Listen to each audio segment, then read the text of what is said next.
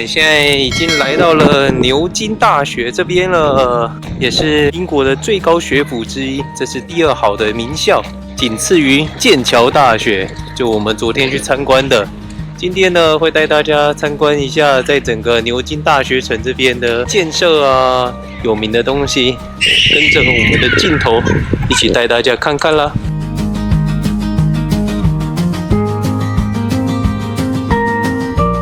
繼續再往後方這邊走呢，這也是另一處圖書館的方位。這邊一樣是有要進去讀書的，才可以進去圖書館裡面。出了學院這邊呢，就可以看得到一座嘆息橋。這個在大學裡面好像很常會看到，大家是說考試的時候就來這邊嘆氣，哎呀，又要考試了啊，過去考試。因此有了這個嘆息橋之稱。從嘆息橋可以看到的這個有一點點德國的教堂的風格，它是有一個小小的圓頂。那這間就是我們這邊的戲院 Sheldon 劇院。走在牛津就可以看得到比較完整的學校的範圍，不會像是在劍橋一樣你要繞非常多的地方。因為劍橋那邊呢，它是沒有界限的，整個劍橋市都是學區。那在牛津這邊呢，就是有劃分，這一區就全部都是大學城，都是可以自由的進出參觀，就是參觀外部的這些建設。如果你是對於學區裡面想要深入了解的話，就可以買票參加。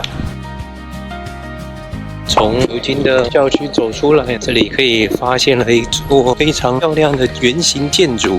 這是一間很有名的圖書館，蠻有趣的。它的名字結尾是 Camera， 照相機的那個 Camera， 它是因為當時的名人所捐贈的這間圖書館，所以就是以他的名字為命名。那是只有給學生才可以進入的，這種圓形的，有點像是萬聖節的這種造型。而在圖書館的身後方這一間，也是一間牛津這裡的瑪利亞聖母院。在牛津大學這邊的院區呢，就比較集中，全部都是在一起的，不會像劍橋一樣分得非常的散。如果進校區的話，就是都是要買票才可以進入，在外面就是可以看看它的建築的風格。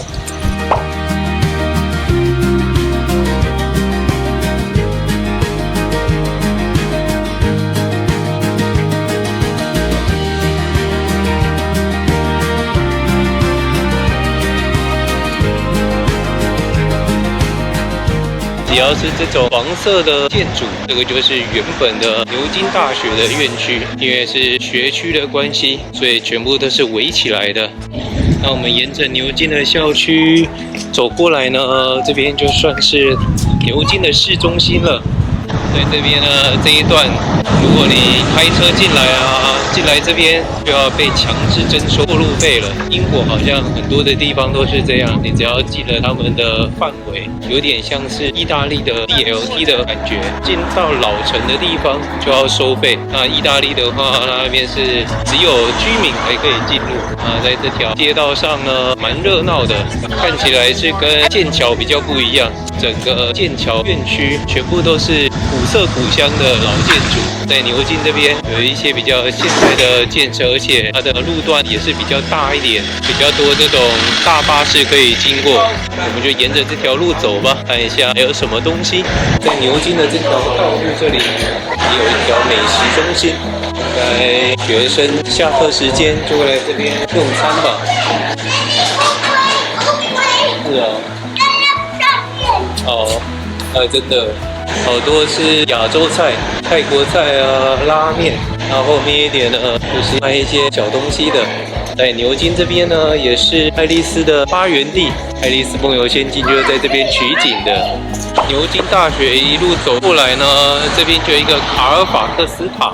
這看起來像是一個城門的感覺，應該在當時它是牛津的南門吧，它有一個塔樓的這種造型。那如果你是想要登塔看整個牛津市區的話，也可以從這邊上去看看。塔樓這邊呢也非常的可愛，還有2個小守衛這邊守着，感覺是要敲鐘的那種樣子。塔樓的斜對面邊，這間有放旗幟的，這邊就是牛津的市政廳了，好像是可以進去市政廳裡面參觀的，包含了牛津的博物館也是在這邊，就也帶大家一起來看一下吧。